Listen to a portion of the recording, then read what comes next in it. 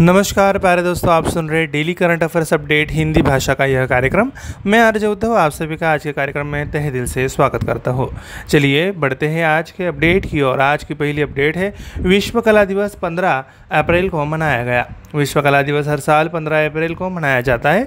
दुनिया भर में रचनात्मक गतिविधि के बारे में जागरूकता पैदा करने के लिए यूनेस्को ने एक भागीदार इंटरनेशनल एसोसिएशन ऑफ आर्ट द्वारा इस दिन को अपनाया गया था। विश्व कला दिवस की स्थापना मेक्सिको के गुआडालाजारा में इंटरनेशनल एसोसिएशन ऑफ आर्ट की 17वीं महासभा में की गई थी। 2012 में मनाया गया इस विशेष दिवस को लियोनार्डो दा विंची के जन्मदिन के सम्मान में चुना गया था, जिन्हें स्वतंत्र अभिव्यक्ति, बहुसंस्कृतवादी सहिष्णुता, विश्व शांति और निश्चित रूप से कला और अन्य क्षेत्रों की दुनिया में एक दूरदर्शी का प्रतीक माना जाता है। अगली अपडेट है रक्षा मंत्रालय के बारे में। रक्षा मंत्रालय ने गोवा और कोच्चि, केरल में नौसेना विमान यार्ड के आधुनिकीकरण के लिए अनुबंध पर हस्ताक्षर किए। रक्षा मंत्रालय ने 470 करोड़ रुपए की लागत से गोवा और कोच्चि में नौसेना विमान यार्ड के आधुनिकीकरण के लिए ultra dimension private limited, Visakhapatnam के साथ एक अनुबंध पर हस्ताक्षर किए हैं। रक्षा मंत्रालय ने कहा है कि भारतीय नौसेना की सूची में नवीनतम अत्याधुनिक विमानों को शामिल करने के लिए नौसेना विमान यार्ड में मौजूदा रखरखाव और मरम्मत सुविधाओं के आधुनिकीकरण की आवश्यकता है, ताकि वर्तमान और भविष्य की विमानन रखरखाव चुनौतियों से निपटान के लिए तकनीकी और क्षमता अंतर को पाटा जा सके।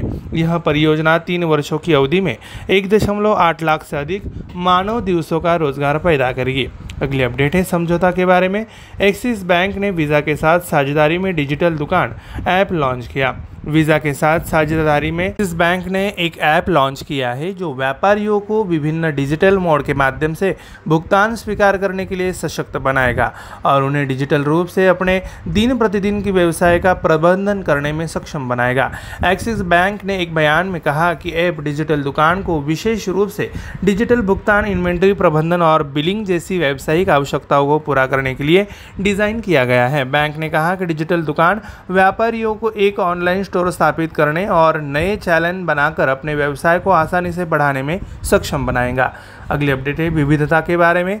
चीन ने युआन के रूस में सबसे अधिक कारोबार वाली मुद्रा के रूप में डॉलर की जगह ली। युआन ने रूस में सबसे अधिक कारोबार वाली मुद्रा के रूप में अमेरिकी डॉलर की जगह ली है।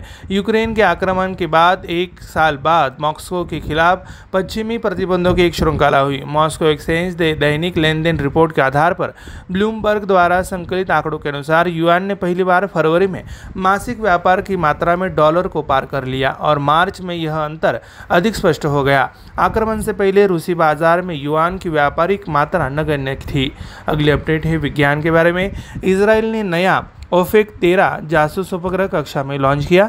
इजराइल ने हाल ही में अंतरिक्ष में ओफेक 13 जासूसी उपग्रह को सफलतापूर्वक लॉन्च किया है। ओफेक 13 उपग्रह सरकारी स्वामित्व वाले इजराइल एरोस्पेस इंडस्ट्रीज द्वारा निर्मित है। यह घरेलू स्तर पर निर्मित उपग्रहों की श्रृंखला में नवीनतम है, जिसे पहली बार 1988 में कक्षा में रखा गया था।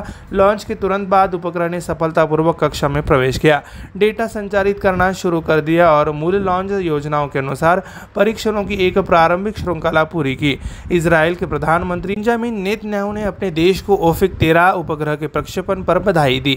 अगली अपडेट है समिति के बारे में। गृह मंत्री सोनोवाल ने राष्ट्रीय रसद पोर्टल मरीन का सागर सेतु मोबाइल ऐप लॉन्च किया। रेलपत्तन, पोत परिवहन और जलमार्ग मंत्री श्री सर्बानंद सोनोवाल ने नेशनल लॉजिस्टिक पोर्टल का ऐप संस्करण सागर सेतु लॉन्च किया है। ऐप को login module, service catalogue, common application format, letter of credit, bank guarantee certification और ट्रैक एंड ट्रेस आदि जैसी सुविधाओं को कवर करने वाले डिलीवरेबल्स के साथ परिकल्पित किया गया है। यह उन गतिविधियों की वास्तविक समय की जानकारी प्रदान करेगा जो आमतौर पर आयातक, निर्यातक और सीमा शुल्क ब्रोकर की पहुंच में नहीं है, जिसमें पोत से संबंधित जानकारी, गेट, कंटेनर, फ्रेट स्टेशन और लेन देन शामिल है। अगली अपडेट रिपोर्ट के बारे में। इंडिया जस्टिस रिपोर्ट 2022 18 बड़े राज्यों में कर्नाटक सबसे ऊपर रहा। इंडिया जस्टिस रिपोर्ट में कर्नाटक राज्य ने पुलिस, न्यायपालिका, जेल और कानूनी सहायता जैसे न्याय वितरण के अनुसार 1 करोड़ से अधिक आबादी वाले 18 बड़े और मध्यम आकार के राज्यों में शीर्ष रैंक हासिल की है। तमिलनाडु राज्य के दूसरे स्थान पर और तेलंगाना तीसरे स्थान पर है। उत्तर प्रदेश राज्य 18वें स्थान पर है, जो सबसे कम है। नई दिल्ली में जारी रिपोर्ट के अनुसार गुजरात राज्य को चौथा स्थान मिला है और आंध्र प्रदेश 5वें स्थान पर है। यह रिपोर्ट 24 महीने के क्वांटिटेटिव रिसर्च पर आधारित है। अगली अपडेट राष्ट्रीय के बारे में। राज्यसभा ने प्रतिस्पर्धा संशोधन विधेयक 2023 पारित किया। अडानी इंटरप्राइजेज के आसपास लगे आरोपों की संयुक्त संसदीय समिति से जांच कराने की मांग को लेकर विपक्ष के लगातार हंगामे के बीच राज्यसभा ने हाल ही में प्रतिस्पर्धा विधेयक 2023 को बिना किसी बहस के पारित कर दिया है। यह संसद के चालू सत्र के लिए सरकार का एक प्रमुख विधायी एजेंडा रहा है, क्योंकि यह प्रतिस्पर्धा कानून में सुधार करने और इसे नई आर्थिक प्रथाओं और मुद्दों के साथ तालमेल मिलाने का प्रस्ताव करता है। संसद के यह दोनों सदनों में मंजूरी मिलने के बाद, राष्ट्रपति की मंजूरी मिलने के बाद यह विधेयक कानून बनने जा रहा है। अगली अपडेट नियुक्ति के बारे में। सुधा शिव कुमार ने FICCI लेडीज ऑर्गेनाइजेशन के 40वें अध्यक्ष के रूप में पदभार संभाला।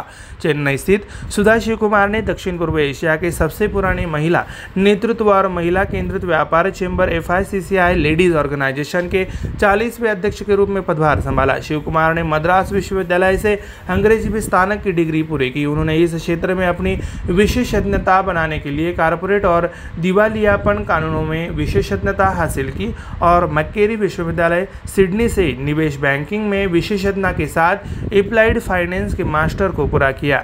अगली अपडेट नियुक्ति के बारे में। रिलायंस इंडस्ट्रीज लिमिटेड ने रिलायंस रिटेल के लिए RS सोडी को नियुक्त किया। रिलायंस इंडस्ट्रीज की खुदरा शाखा रिलायंस रिटेल ने गुजरात सहकारी दुग्ध विपणन महासंघ के पूर्व MD RS सोडी को नियुक्त किया है। उम्मीद की जा रही है कि सोडी रिलायंस रिलेटेड को कंज्यूमर ब्रांड सेगमेंट की मदद करने के अलावा खासतौर पर फल और सब्जी क्षेत्र में ग्रोसरी वर्टिकल बनाने में मदद करेंगे। सोडी उद्योग की दिग्गज है, जिन्होंने 41 वर्षों तक GCMMF के साथ काम किया है। उन्होंने जनवरी में अपनी भूमिका से इस्तीफा दे दिया था। वह तब महासंघ के प्रबंध निदेशक थे। इससे पहले वह 2000 के दशक में महाप्रबंधक थे। प्यारे दोस्तों, हमारा daily current affairs update Hindi भाषा का कार्यक्रम यहीं पे समाप्त होता है। मैं आरजे तो आप सभी से लेता हुआ इजाज़त। तब तक के लिए ऐसे ही बने रहिए और सुनते रहिए radio MPSC Guru, spread the knowledge, powered by spectrum academy.